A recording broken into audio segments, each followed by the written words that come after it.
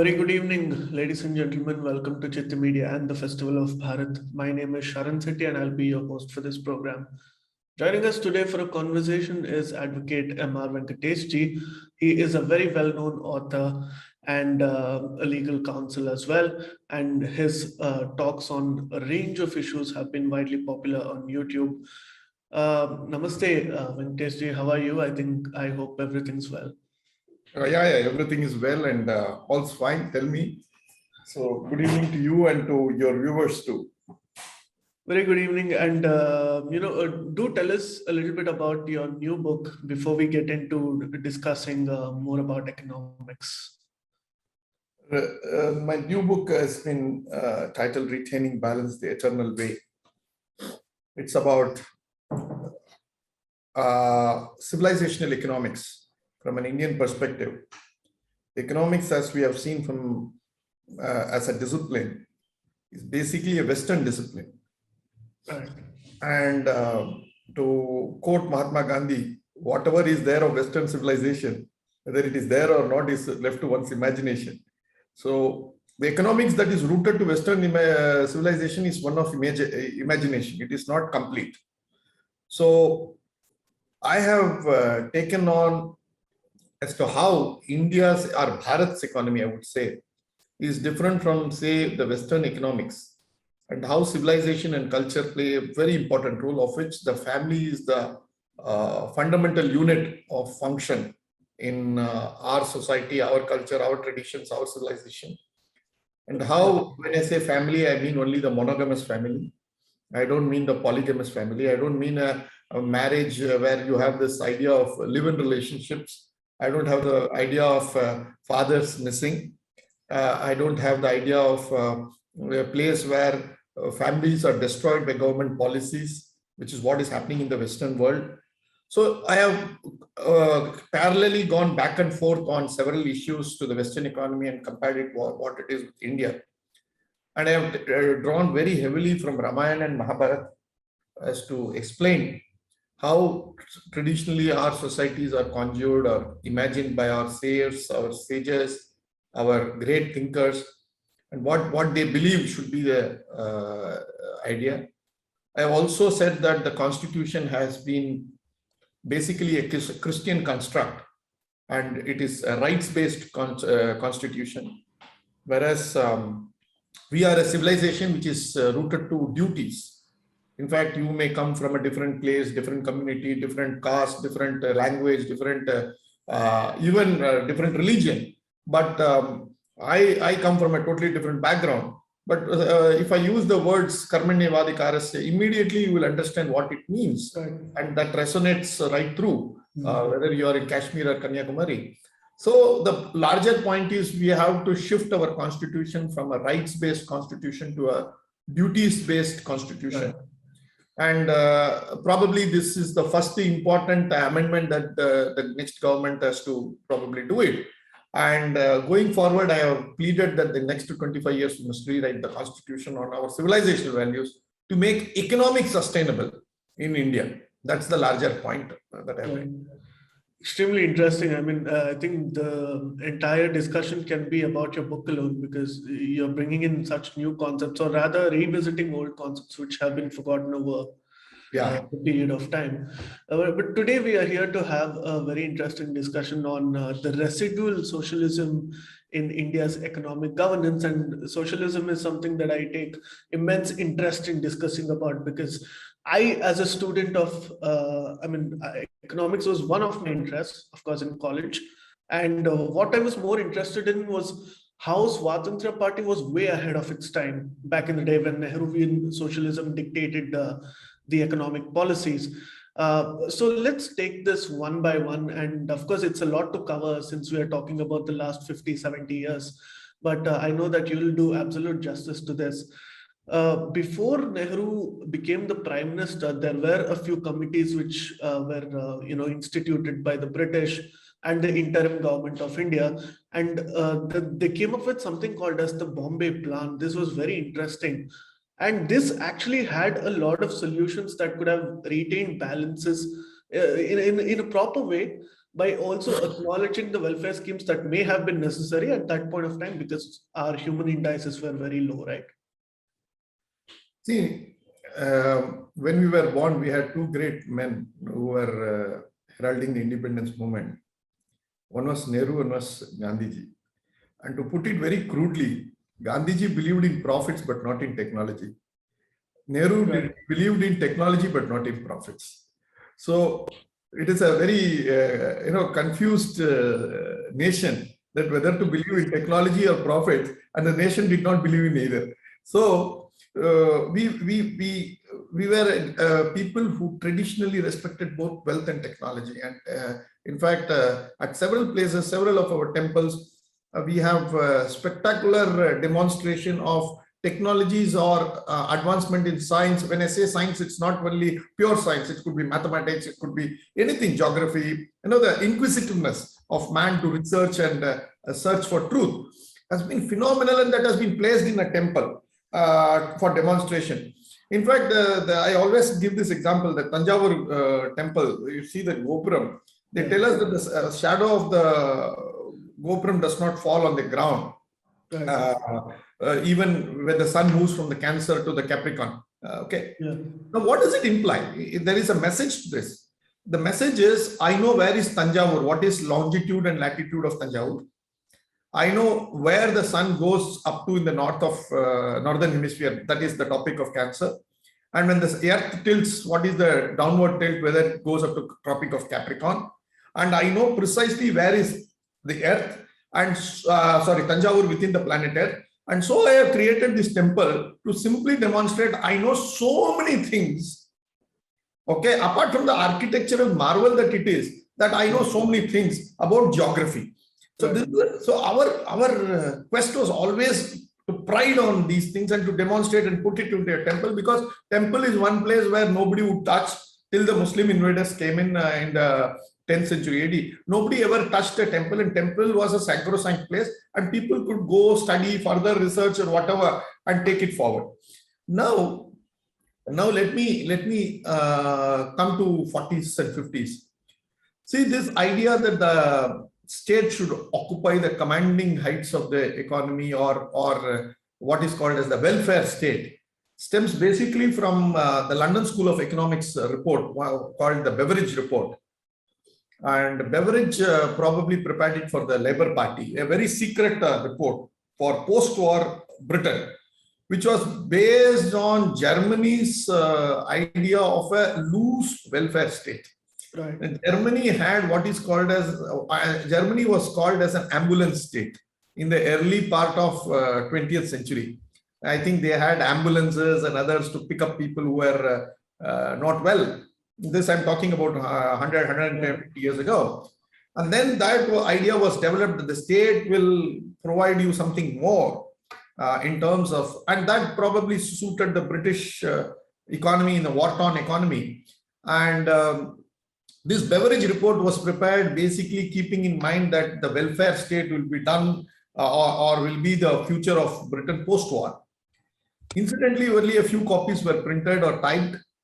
And one copy was, it was so secret that nobody knew it even in Britain.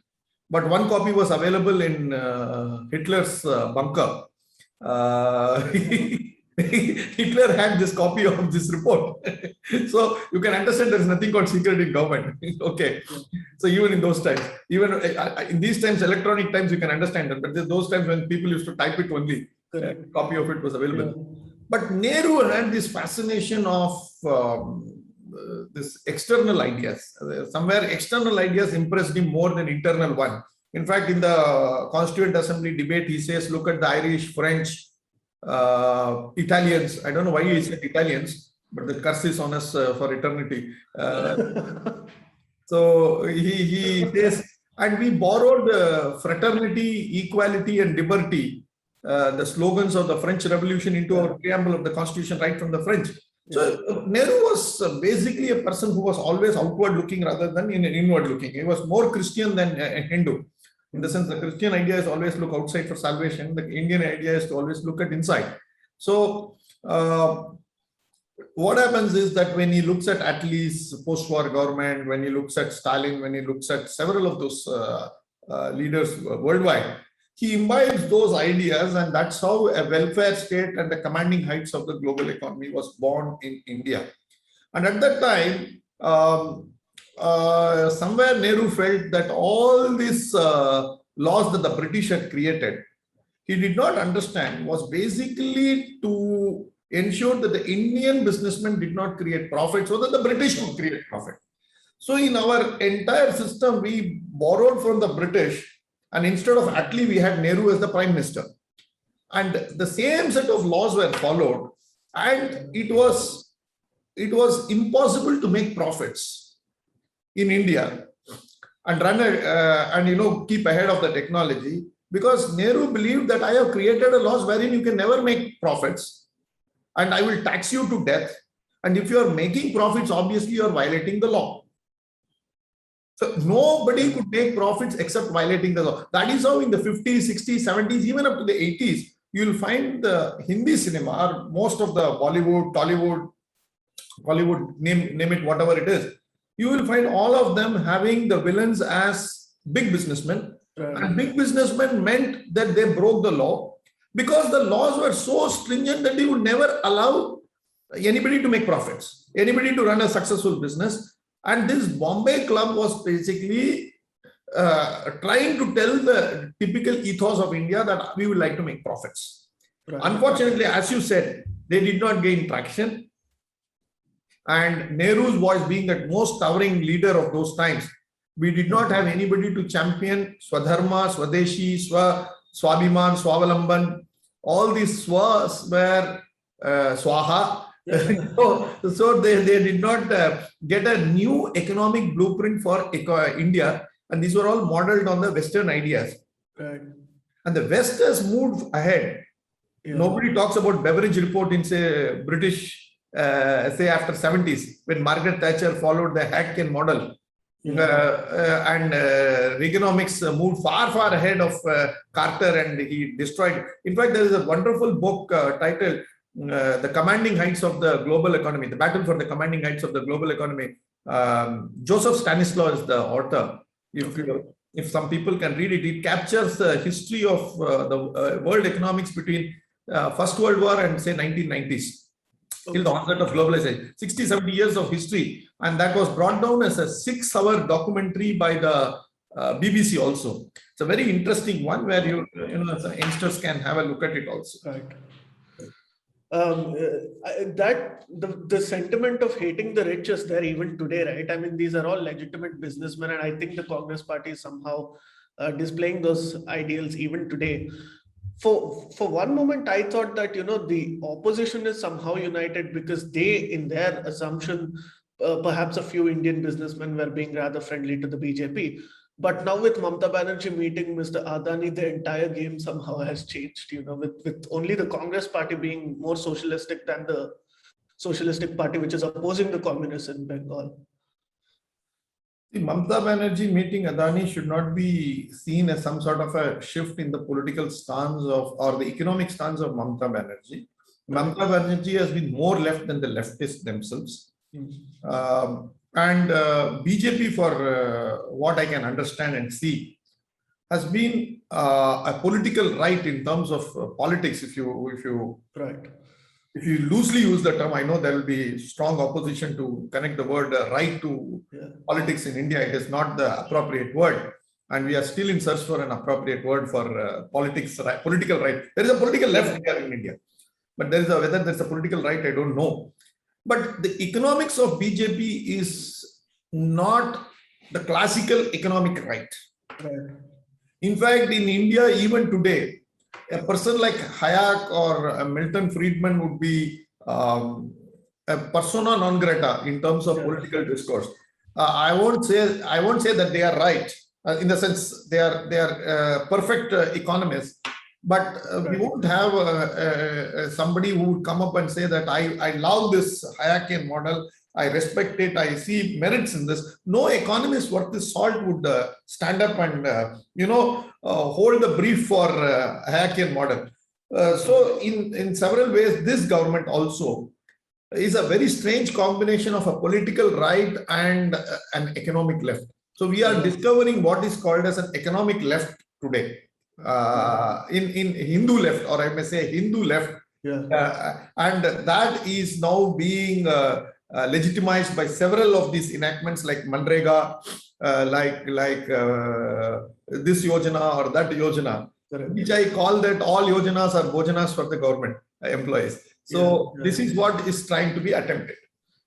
Right. I mean, on one hand, we can understand that since India also faces a lot of problems, to a certain degree, welfare schemes are perhaps necessary, but not to an over excessive level, right? Where still, I mean, at least personally, I believe that there is, whether it's the UPA or the NDA, somehow the state has this nanny attitude towards its citizens, right? And that's the word that, we know better, we know what's better for you, so you don't tell us what to do.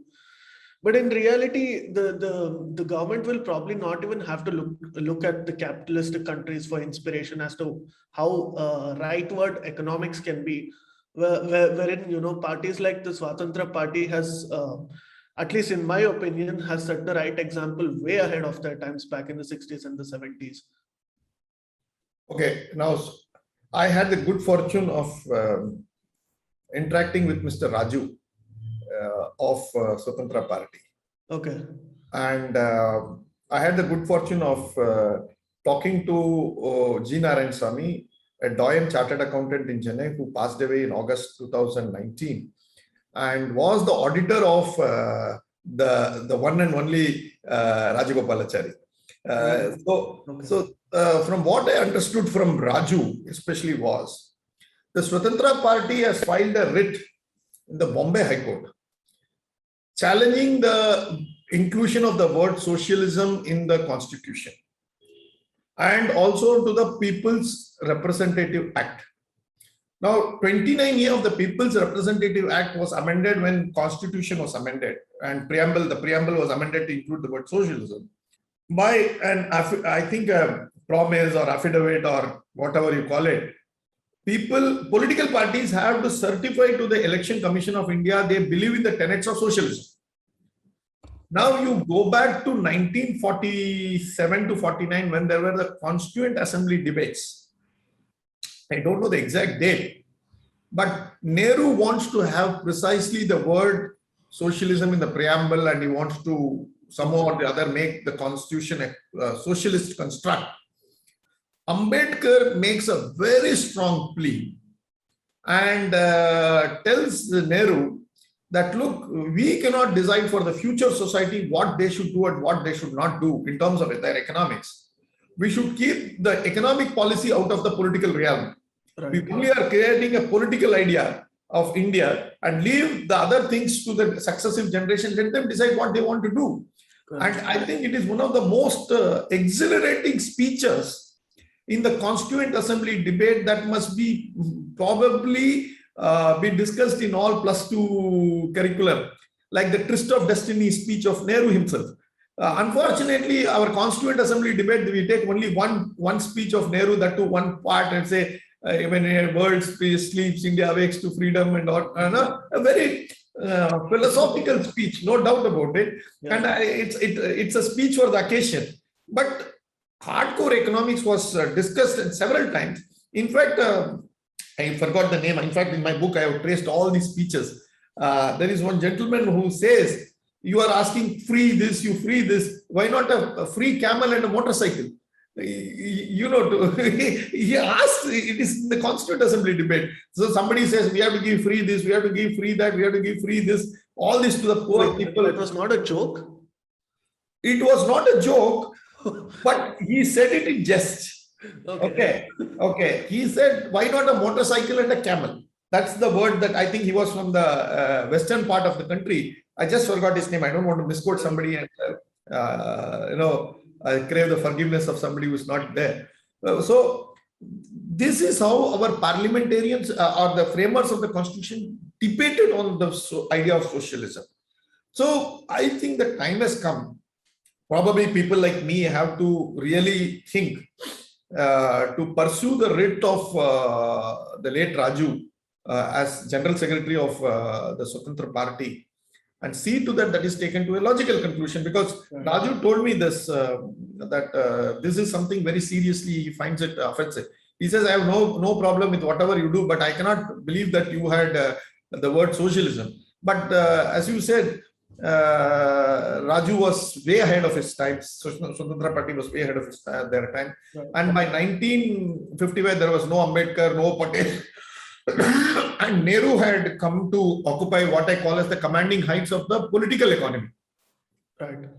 And that was when the Avadi session happened in the Congress, and they ushered in not only socialism within the government, the Congress party arrogated to say socialist pattern of society.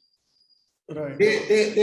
You have to understand the seriousness. You don't organize only the state, you organize the society also. And I must confess that they have been fairly successful, because the society has become by and large a product that is earning for governmental intervention at every stage. So this 60 years of toxicity has crept into our DNA, that if there is anything we are looking and saying, Modi ne kya kiya, Sarkar ne kya kiya, Kejriwal ne kya kiya, we are only asking why the government has not done anything. Yeah. Whereas our reaction is not why we have not done anything. Right. So and this is classically, and that is why my book, I have argued, classically this departs from the way we traditionally think, and we only talk about our duties. Right. So you think this was different in our ancient times? Obviously. In fact, I would say that, again, drawing back to my book, I'm sorry if I'm no, please. I have still not yet detoxified myself from my book. I have talked about Ram Rajya in chapter 10 of my book, which is the penultimate chapter. I have said Ram Rajya is more of Rajya, less of Ram. In the sense, Ram is the government, Rajya is the nation. And when a nation has to be built up, the government has to come down. And no government has ever built a successful civilization or a nation. Civilizations have built nations. Right. And civilizations have not been built on the endeavor of government. It has been built on the endeavor of individual rights, responsibilities, duties, initiative, enterprises. That's how, it's a bottom-top approach, not a top-down approach. So if we have to become the Vishwa Guru, which is our unstated objective at this point in time, we have to dominate every field, whether it's economics, politics, microbiology, whether it is space, whether it is mathematics. We have to have hundreds of institutes, research scholars, and it's no more that we have to look to the West to give Nobel for these laureates. We have to have Nobel of Indian. Why not Ramanuja Award for economics, Ramanuja Award or Aryabhatta Award? You start that and say that this is what we will give to the outside world also. A Japanese scholar must be happy getting the Aryabhatta Award in astronomy or mathematics or whatever. So that's how the world will look at us as some sort of an emerging superpower or the arrived superpower. And when I say superpower, I'm not using it in the Western sense of the term. I think India as a superpower has always been responsible. Correct. Yeah. Since you were also talking about how the social structure of the society was being highly influenced by socialism. And I think a very good example of it was Indira Gandhi. I mean, not just the emergency, but from early on, right? Yes. I think Indira Gandhi was more Nehru than Nehru himself. And and Nehru did not bring many of these draconian laws like FERA. The FERA of 1973, which was mirrored on the FERA of 1947 or something, actually was far more draconian. 1947 was less draconian, and 73 was far more draconian. She brought the MRTP. She nationalized the bank. She abolished the privy purses. At every twist and turn, her idea was the rich man was more or less a scoundrel. Right. And he was to be punished in one way or the other through a state policy. And the best way of bringing in equity in this country was to abolish all rich people, make them poor. And the taxes during a regime reached some obnoxious levels of around 102% when you crossed 2 lakh rupees per year income. and that's how people used to, never grew. And after 60s, you will find Korea, Japan, you will find Singapore, you will find even Southeast Asian countries like Philippines, Indonesia, all begin to gallop based on their enterprise. So by the time when Samsung and LG were taking roots in Korea, we were still following what the North Korean model was being followed. Luckily, in 91, we had a crisis. Correct. We must thank a crisis. And 1991 was what I called as the animal farm movement for India. There is a novel called Animal Farm. Yeah, George Orwell, right? Yeah, where the animals get the independence from the humans. Yeah. And they have a leader called Napoleon, which is a pig. Okay, a pig called Napoleon to be the leader. And only to find that it was far worse than what they were being treated by the human beings. Likewise, we got the independence from the British, and instead of adopting something suited for ourselves, we adopted the British model, and socialism was our Napoleon, the pig, and it began to dominate us. Right. That's why by 91, when socialism was jettisoned, not a dog barked. Yeah. And incidentally, you must also know, youngsters, especially those who are watching this program, that till 1990, the official Babudam, intelligentsia, intellectuals were always for socialism in this country. Now, the classical example is the General Secretary of a think tank called South-South Commission. Have you heard of this? No. Okay.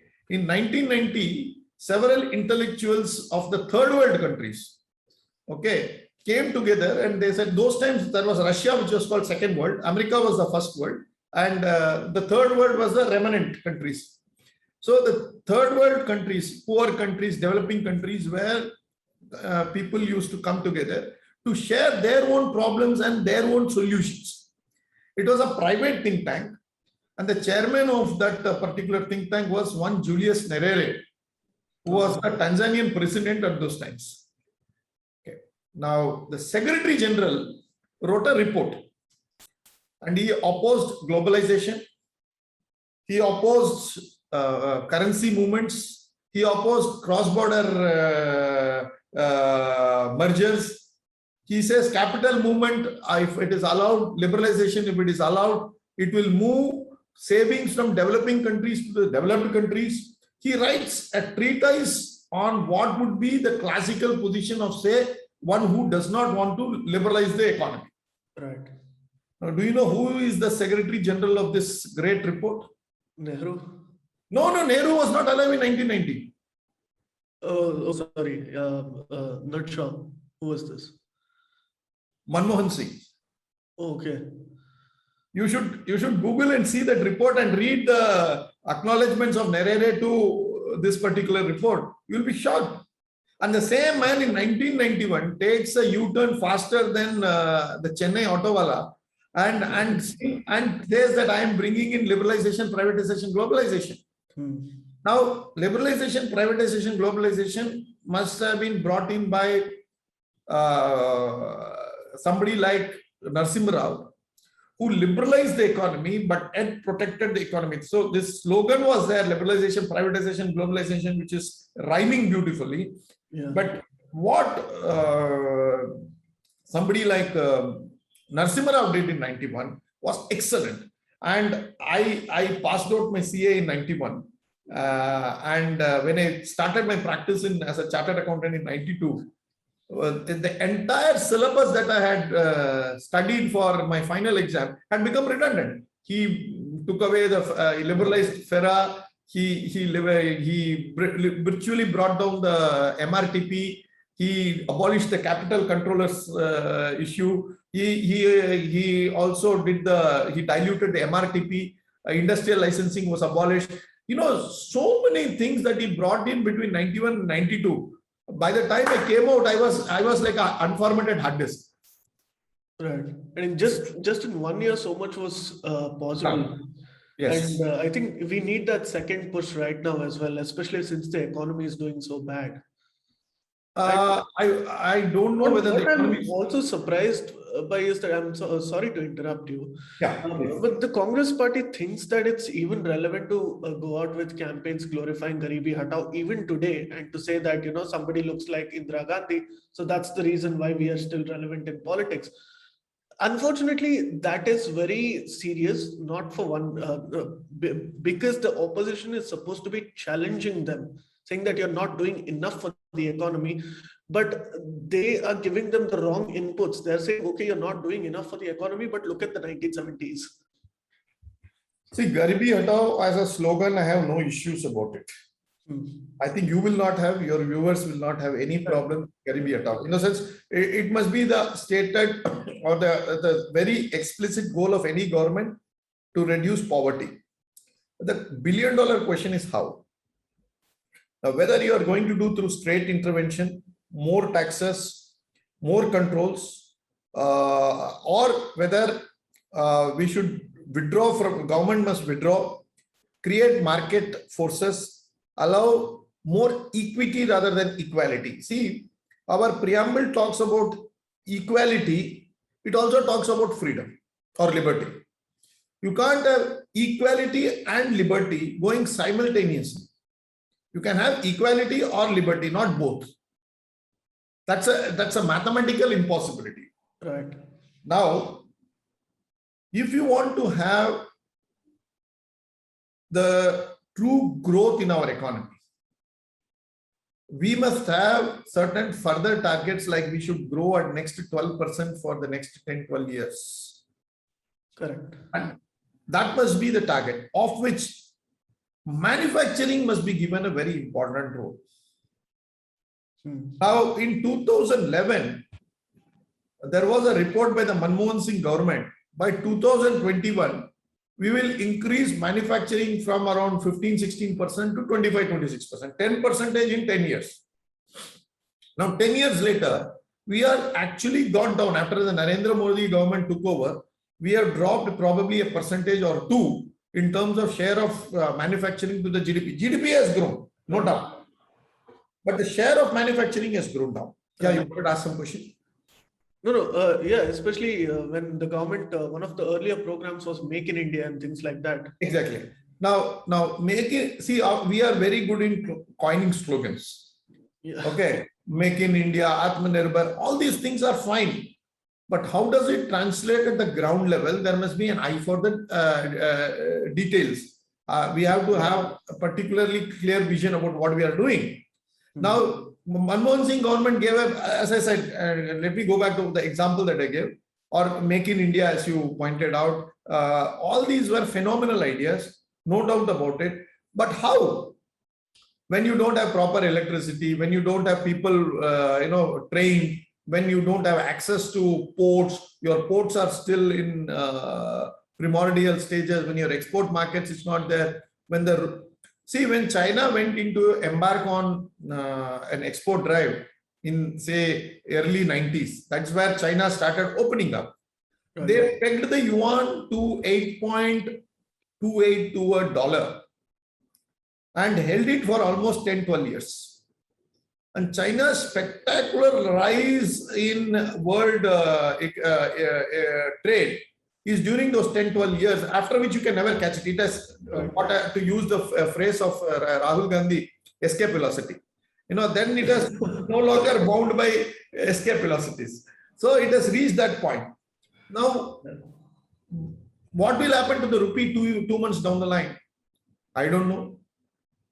I have to constantly look at the RBI website to find out whether rupee is 75, 73, 77. Tomorrow it may go to 83 also, it may come to 67 also. So as a manufacturer, the stability of the rupee is a very important one. We can't have this free floating rupee because the manufacturing sector has to buy imports also, large quantities of various things. It may be technology, it may be several things. Now, what is the policy of this country? Forget the government. What is the policy of the country qua the rupee? Do you want a strong rupee? Which is what the BJP believes. Correct.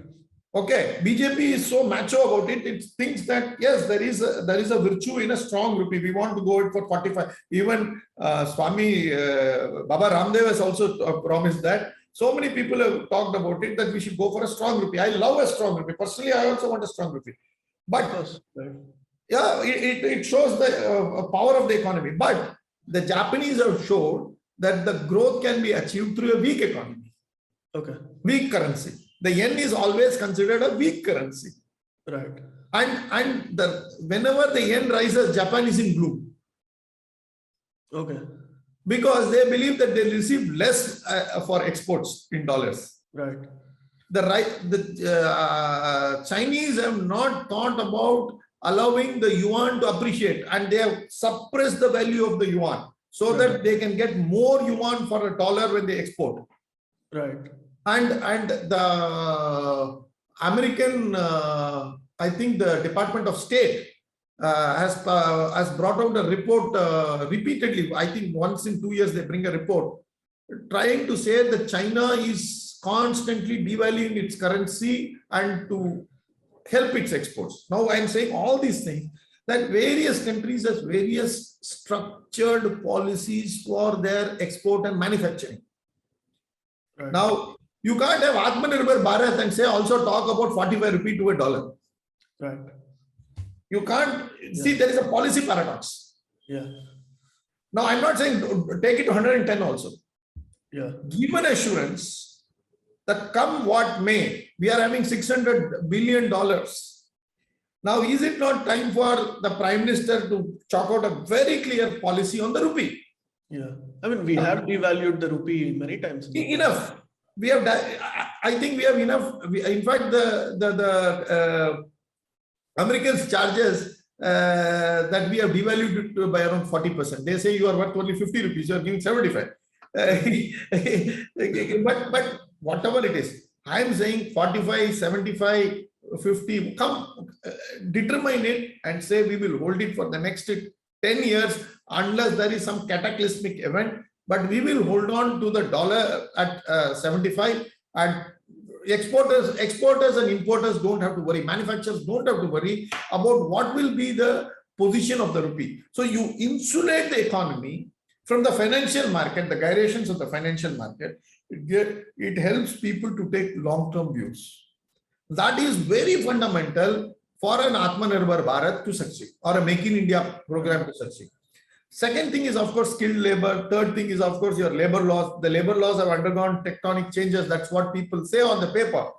But every section, if you read, will have some proviso which says that you can be hauled up if you are a owner of a factory. The Companies Act underwent a tectonic change, or a new amendment came in the year 2014. So I used to teach my students something like this. If you do something, you go to jail. If you don't do something, you go to jail. That is Companies Act 2014. Then that was decriminalized only in 2019 and 2020, 6 years. Right. But by that time, you have corroded the confidence of the people, the system, and you have and every time you create a draconian law like this, you are giving actually an incentive to people to be suspecting the state. Right. You are spawning huge amount of corruption. Now, after all these things, you still have people like Nirav Modi's and Malia's. Right. Point is, every country will have scamsters. Koreans have their share of scamsters. Japan had the share of scamsters. Everybody has a share of scamsters. America had their own share of scamsters. Right. You must allow the system to be developed for those who are honest, not for those scamsters. Right. There is no foolproof law. Fools are far more ingenious. They will break the law. Yeah. Instead, you create a law for the ordinary men and go ahead and do it. So, unless we create a national manufacturing policy, of which the rupee policy is a very important component. I only highlighted the rupee policy, the labor policy. Right. And there are certain sectoral,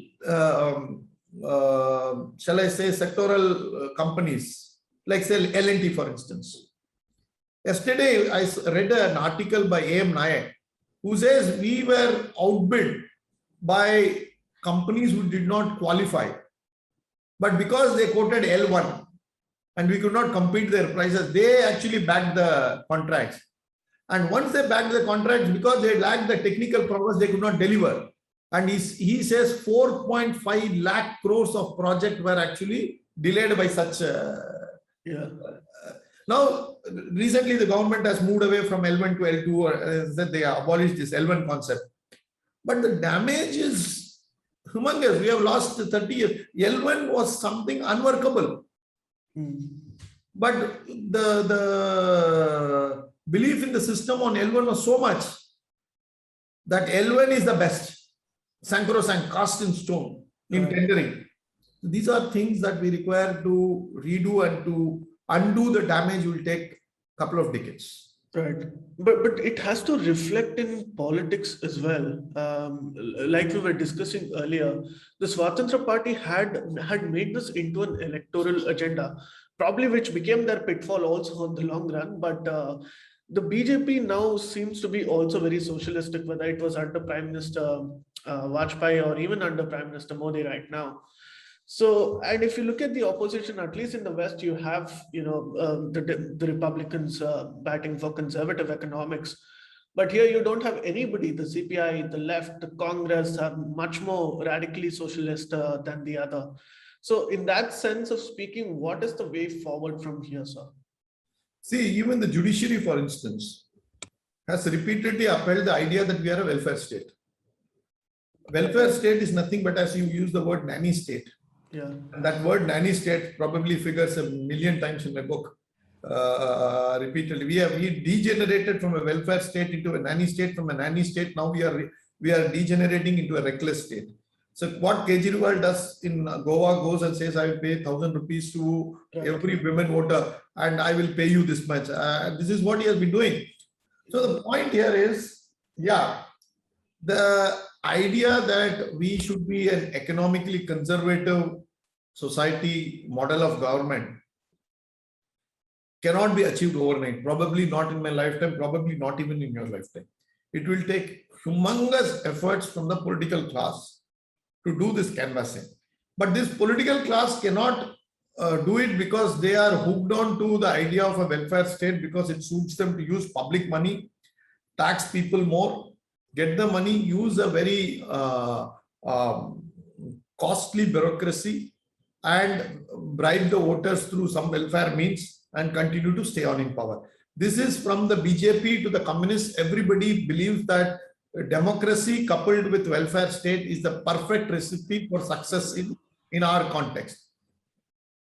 Now, we have to await a crisis till somebody comes and says that we rewrite the entire idea of what should be the contours of the state under Article 12 of the Constitution. So my prayer is we must have an economic crisis sooner than later, so that we don't have to wait for the end of your lifetime or my lifetime. Right. But sir, I disagree, because the pandemic was seen as an opportunity. I mean, it's a blessing in disguise, because they said that, now that the economy is affected so much, at least the government will now wake up and suddenly radically shift the policies. But it didn't happen. Manufacturing did not pick up. Maybe a few states did pick up FDI and all of those entices very well. But overall, it's more or less the same. I mean, it's improved, but it's not radically improved at all, at least at the level at which people were expecting. So I never expected, frankly, any rebound of policies post-pandemic. In fact, post-pandemic, it was important that the government tells that there is a government besides you. See, an economic crisis is the right time to push economic policies. A social crisis is not the right time to push in your economic policies. So probably we have to wait for an economic crisis to be upon us. And I'm sure it will be sooner than later when the rupee will go bust. Because what we are seeing is an enormous amount of liquidity in the system, which is not backed by any single asset. And there is dilution in the value of rupee that's silently but significantly happening. And that would have an impact on the way we look at it forward. So That's why I said that the government of India must have a very clear rupee policy if we are going to go forward. That would help us a lot. Right. Thank you so much for joining us today. It's been a fantastic session talking to you. I hope you can join us again, sir. Definitely, it was a pleasure talking to people who want to understand the nuances of economics. Not that I made any sense, but I'm only putting across certain points and concerns of the ordinary middle class in India. Right. These are the concerns as we move forward, and probably the next generation has to really start looking at what are the alternative economic policies than to this omnipotent, omnipresent, omniscient state. Absolutely. I mean, economics is not perhaps my strongest forte, but it's definitely in the interest of the country at least. So in that sense, it's always important for us to discuss all of these things. Sure. Now that we've had a session on socialism, we will discuss more detailedly about the other aspects of the economy, hopefully soon. Yeah, we will, definitely. Thank you so much, G. Namaste, and I hope you have a good day and very good luck with your book. And if you have a message for our viewers, please do let us know what your entire book is about and where they can find your book. We'll also put the link to your book in our description. It's available at amazon.in. So anybody can Google and they can get it from amazon.in. Kindle has also come out with a version. So Kindle version is also there. And of course, leading bookstores, Marisons in Delhi, and quite a few bookstores at Swapna, Odyssey in Chennai. They're all Higginbotham's. So all these are selling the book. But the best way to get it is amazon.in because you are getting delivered in the doorstep. Right. Thank you so much, Jay, again. Namaste. Namaste.